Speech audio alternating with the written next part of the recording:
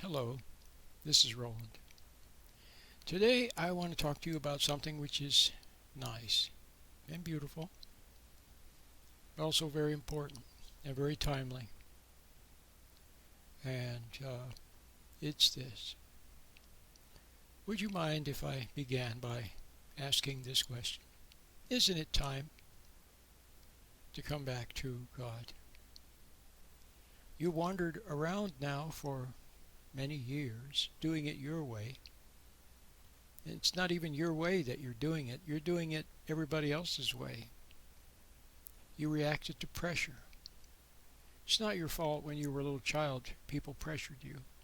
From the minute you were born they began to pressure you and tease you and goad you and motivate you and challenge you and like that. And everywhere you went, whether it was at home, at school, on the playground, everywhere, work, everywhere, challenge, tease, pressure. Okay? And you reacted to the pressure, to the cruelty, to the wickedness, to the willfulness in people, to the agenda in people. So you reacted, often resentfully. You saw it when you were a little kid. You sensed there was some agenda, there was some meanness, there was something that wasn't sweet and good and wholesome, and you tried to rebel as best you could, but you didn't know how to rebel creatively. Instead, you rebelled angrily and resentfully. But remember, I said you were just a little kid. You couldn't help yourself. You did the best you could. Okay? The pressure got to you and you began to react. And so for the rest of your life, ever since then, all you've done is react. You react, you get upset and struggle, and then you become weary, and then you give in and surrender. Maybe hiding in drugs, hiding in alcohol, or marijuana, or trivia. See, hiding in something. And everywhere you go, people pressure you, tease you, confuse you. See, even people in your own family, your wife, your husband, your mom, your sister, your brother. They tease you, they confuse you. They say one thing but mean another, for example. And so you react. That's all you know. You react, get upset, say the wrong thing or do the wrong thing, and hide. Then eventually, and struggle. See, you struggle. You try to fight. You try to argue with them, or plead with them, or bargain with them, or you try something, or you try to keep it all out through resentment. It doesn't work. Resentment lets it in. And so that's the story of your life. React, get upset, struggle, give in. Eventually you go from just reacting to giving in. Eventually you just give in. You just give in. And then you become known as a nice person, a goody two-shoes. See, and for that people will often either leave you alone or they'll say how nice you are. But it's because they can have their way with you. See, you're weak. See, but underneath maybe you're a seething volcano and full of anger, and then one day you keel over from a heart attack or something. Okay? So the weaker you are, the more you appease, you become a people pleaser. You become an appeaser, and the more you please and appease and surrender, the stronger they get, and they take your energy. See, they take your life. See, when you surrender, you literally give up your life force, and your power to them when you surrender. But see, the only other alternative you have in your fallen state, unless you learn some things that I have to teach you about not becoming resentful in the first place, about standing back, having a little distance, observing, and then responding with what comes to you from within. So instead of reacting on the outside, you check with your conscience and respond, see, appropriately with what comes from within. So it's the within, the good within, that you are actually responding to. Okay, and then you have a whole different effect on people. But you get the idea. So now you have to see that hasn't been working. But part of the reason now, I said it wasn't your fault when you were a little kid and people pressured you and you reacted, you did the best you could. But now we have to talk about what your part in the problem is. Your part is that you are resentful. See, you've been resentful and prideful. You didn't want to admit you're wrong. And you wanted something from the system. See, everybody dangled carrots. You wanted something from them: popularity, pleasure, party time, money, power, promotion. See, whatever it is that you wanted.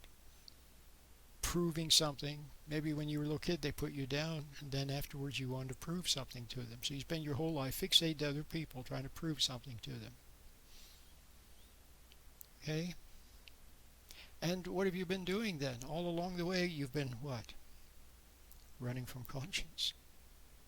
Your intuition, what you know in your heart. See, in your heart you knew that you were surrendering, you were a people pleaser, you knew you were resentful and that you were angry and ineffective, and that not only were you harming yourself but harming others or failing them. See, you failed if you're married and you're a man, undoubtedly you failed your wife, you failed your kids.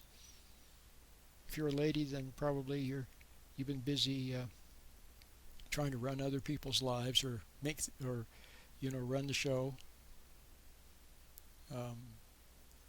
or be nice, be too nice, too helpful, and all you've done is make things worse, and underneath resent your husband. See.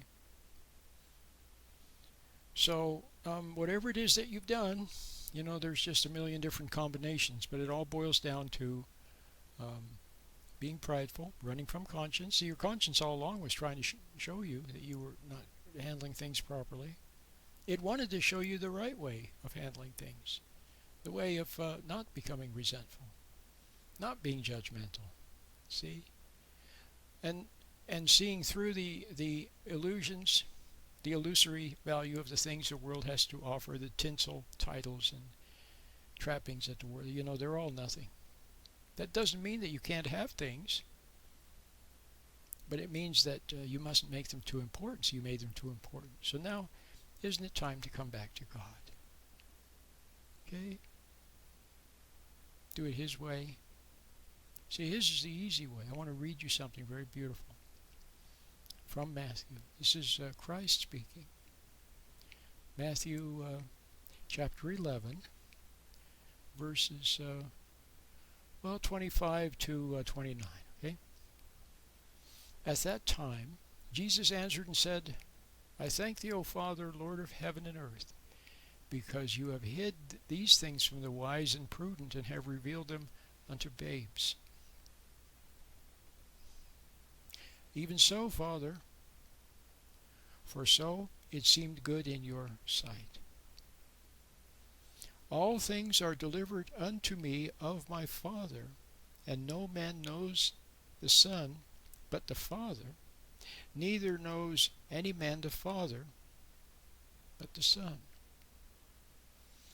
and he to whomsoever the Son will reveal him.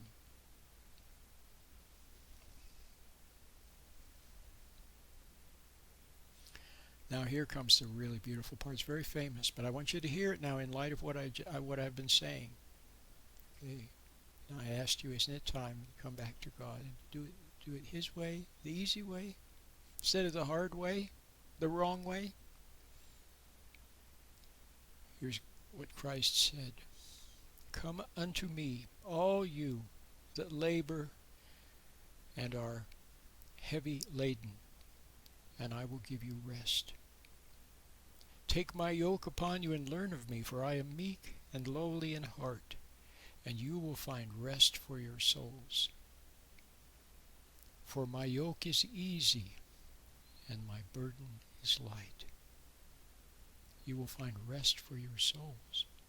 So if you're laboring, struggling resentfully, angrily, see, hating people, if you're like most people, you have a grudge against a lot of people, a secret resentment toward them, beginning with your father who failed you.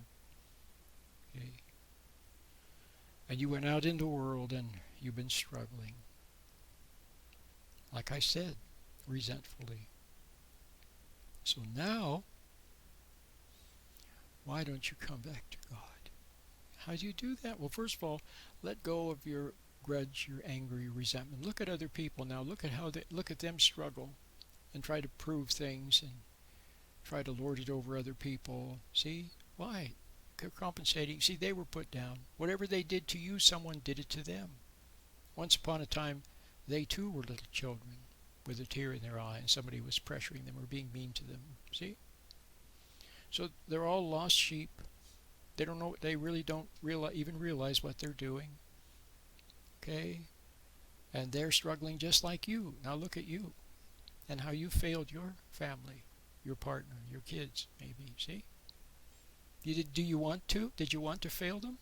No, but you did. Okay, so did your father fail you? He wasn't there for you, or your mom didn't get things right? Okay.